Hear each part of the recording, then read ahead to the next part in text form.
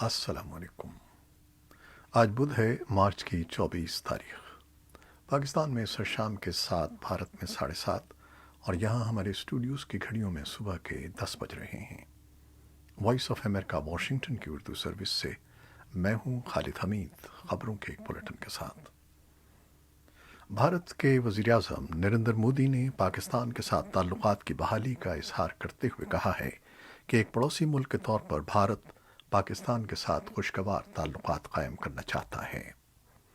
یوم پاکستان کے موقع پر وزیر اعظم عمران خان کے نام اپنے تہنیتی پیغام میں ان کا کہنا تھا کہ ایسا ممکن بنانے کے لیے دہشت گردی اور دشمنی سے خالی اور اعتماد سے بھرپور ماحول کی ضرورت ہے۔ پاکستان کے حکام نے تصدیق کی ہے کہ بھارتی وزیر اعظم نریندر مودی نے اپنے ہم منصب عمران خان کو خط لکھا ہے جس میں خیر سگالی کا پیغام دیا گیا ہے۔ وزیر اعظم عمران خان کے دفتر کے ایک ذریعے نے نام ظاہر نہ کرنے کی شرط پر مودی کے خط کی مذکورہ تحریر کی تصدیق کی ہے۔ پاکستان کے وفاقی وزیر اسد عمر نے وزیر اعظم مودی کے خط کا خیر مقدم کیا ہے۔ انہوں نے اپنے ٹویٹ میں کہا ہے کہ عمران خان جب سے وزیر اعظم بنے ہیں ان کی خواہش رہی ہے کہ جنوبی ایشیا کا خطہ پرامن ہو اور تمام پڑوسی ممالک کے ساتھ باہمی احترام پر مبنی تعلقات قائم ہوں۔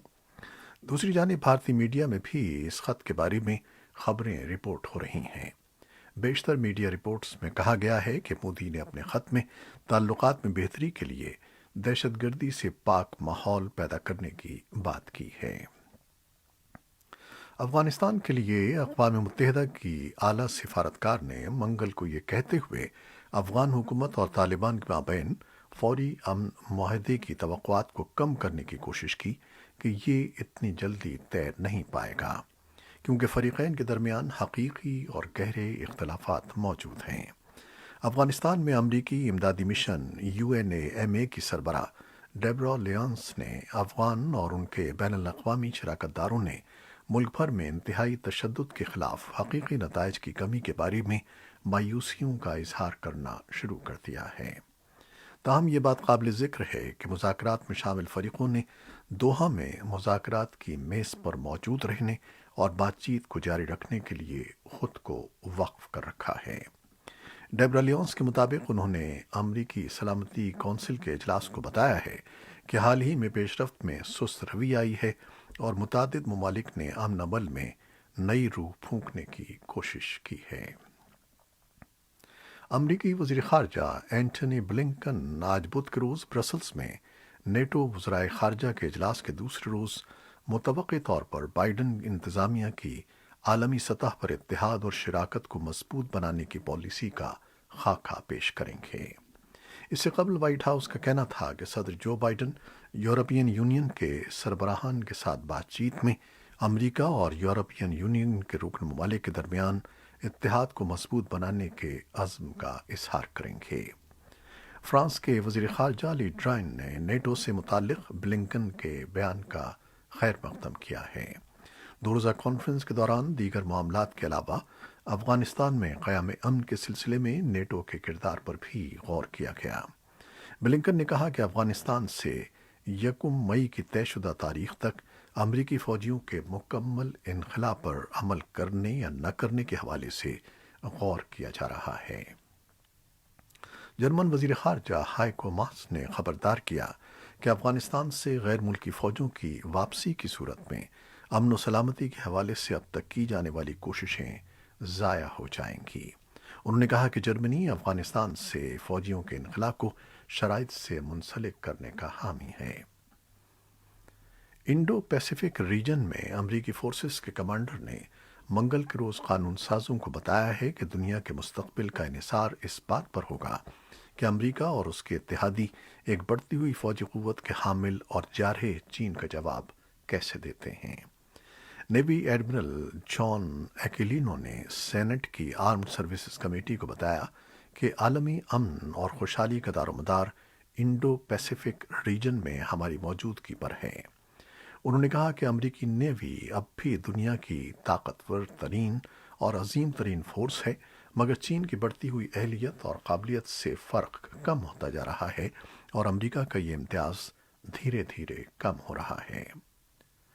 यूरोपीय यूनियन और अमेरिका की जानिब से इंसानी हकूक़ की पामालियों पर चीन और रूस पर पाबंदियां आयद किए जाने के रद्द अमल में दोनों मुल्कों के वज़राए ख़ारजा ने पीर के रोज़ चीन के जनूबी शहर नानिंग में एक मुलाकात में अपने अपने मुल्क के एक दूसरे के साथ करीबी रवाबित का इआदा किया है, जबकि मंगल को अपने बयानात में उन्होंने पाबंदियां आयद करने के इक़दाम को यकतरफ़ा करार दिया और कहा कि आलमी बरादरी इन इक़दामात को तस्लीम नहीं करेगी।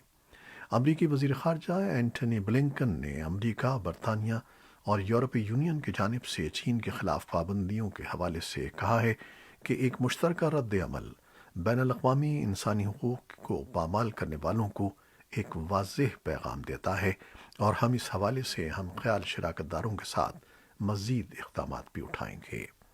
अमरीकी वज़ीर ख़ारजा ने कहा कि अमरीकी पाबंदियाँ उसके इत्तेहादियों के साथ यकजहती का इज़हार हैं। म्यांमार में फ़ौज की तरफ से मुंतखब हुकूमत को बर्खास्त करने और इक़्तिदार पर कब्ज़ा करने के इक़दाम को 51 रोज़ मुकम्मल हो गए हैं, ताहम आवाम की तरफ से खामोश एहतजाज का सिलसिला मुसलसल जारी है। नई हिकमत अमली के तहत जमहूरियत नवाज फ़ाल कारकुन लोगों को मशवरा दे रहे हैं कि वो घरों से बाहर न निकलें और ख़रीदारी न करें, ताकि फ़ौजी हुकूमत के दौरान कारोबारों की हिमायत से गुरेज किया जाए। सियासी कैदियों की मदद के लिए फ़ाल ग्रुप AAPPP का कहना है कि फ़ौज की तरफ से मुजाहिरीन के ख़िलाफ़ कार्रवाइयों में 275 के लगभग लोग हलाक हो चुके हैं, जबकि 2000 से ज़्यादा अफराद गिरफ्तार किए जा चुके हैं। दुनिया असना न्यूज़ एजेंसी रॉयटर्स ने खबर दी है कि गिरफ्तार रहनुमा आंग सान सूची की अदालत में आज बुध के रोज़ होने वाली वर्चुअल पेशी को 1 अप्रैल तक मौखर कर दिया गया है। ये पेशी इससे कबल 15 मार्च को होना थी, लेकिन उसे इंटरनेट सहूलत न होने की वजह से मुलतवी किया गया था। फौजी हुकाम ने मुल्क में रात के वक्त इंटरनेट सहूलत बंद कर दी थी ताकि मुजाहिरों के बारे में मालूमात की फराहमी बंद रहे। मशरिक़ वस्ता में मुसालहत के लिए 4 के ग्रुप यानी अमरीका, रूस, यूरोपीय यूनियन और अक़वाम मुत्तहिदा ने मंगल के रोज़ इसराइल और फ़लस्तीनियों के दरमियान बामानी मुज़ाकरात दोबारा शुरू करने पर बातचीत की है। इस ग्रुप ने, जो क्वार्टेट कहलाता है, अपनी मीटिंग के बाद एक बयान में कहा है कि इसराइल और फ़लस्तीनियों दोनों को किसी ऐसी यकतरफ़ा कार्रवाई से गुरेज करना चाहिए जो 2 रियासती हल का हुसूल और मुश्किल बना थे। राइटर्स के मुताबिक सितंबर सन 2018 के बाद से इन चारों मुसालहतकारों के नुमाइंदे पहली मरतबा मिले हैं। गुज़श्ता माह अक़वाम मुत्तहिदा के सेक्रेटरी जनरल एंटोनियो गुटरेस ने कहा था कि वाइट हाउस में नए सदर के आने के बाद उम्मीद है कि क्वार्टेट की मीटिंग जल्द होगी। इसराइल में मंगल को होने वाले इंतखाबात के गैर सरकारी नताइज के मुताबिक वज़ीर आज़म बेंयामिन नेतन्याहू की जमात लिकुड पार्टी को अपोजिशन के दीगर जमातों पर सबकत हासिल है, ताहम कोई वाहिद जमात वाज़े अक्सरियत हासिल करने की पोजीशन में दिखाई नहीं दे रही है। इसराइल में हुकूमत साजी के लिए 120 नशस्तों पर मुश्तमिल पार्लिमान में 61 अरकान की हिमायत दरकार होती है। अगर कोई जमात ऐवान में 61 अरकान की हिमायत हासिल न कर सके तो दोबारा इंतखाब होता है। गुज़श्ता 2 बरस के दौरान इसराइल में किसी जमात की ऐवान में वाज़े अक्सरियत न होने की बिना पर 3 इंतखाबात हो चुके हैं और मंगल को इलेक्शन की ये चौथी कड़ी थी। अगरचे मंगल को होने वाले पोलिंग के हतमी नताइज रवां हफ्ते के आखिर तक सामने आने वाले हैं, ताहम ये पेशगोइयाँ की जा रही हैं कि नेतन्याहू की क़यादत में की जाने वाली तेज़ तरीन कोविड-19 वैक्सीनेशन मुहिम भी इंतखाबात में उनकी फतह के लिए काफ़ी साबित न हो सकी।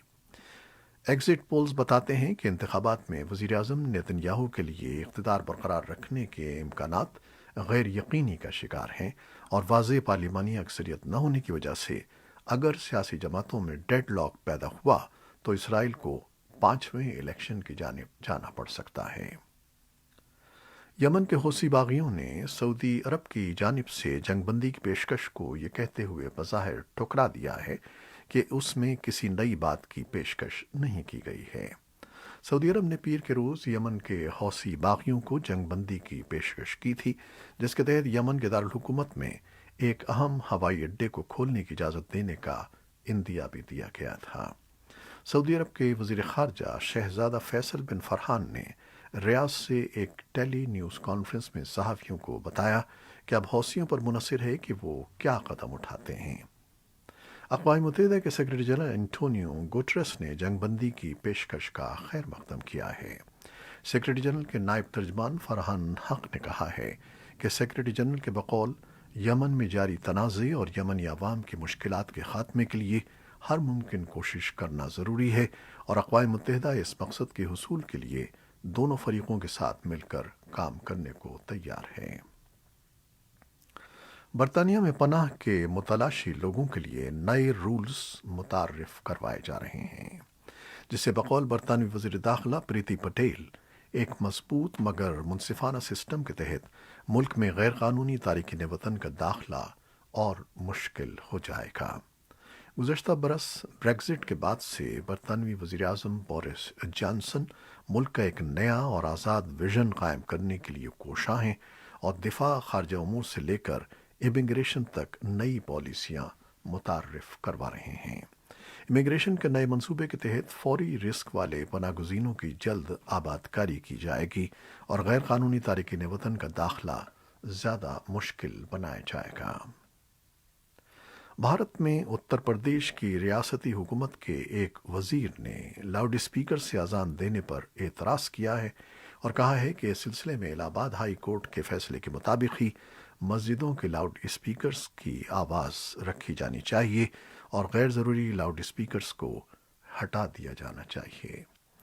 آنند سروپ شکلا نے بلیا کے ضلع مجسٹریٹ کے نام ایک خط میں کہا ہے کہ دن میں 5 بار اذان دی جاتی ہے، جس سے ان کے کاموں میں خلل پڑتا ہے۔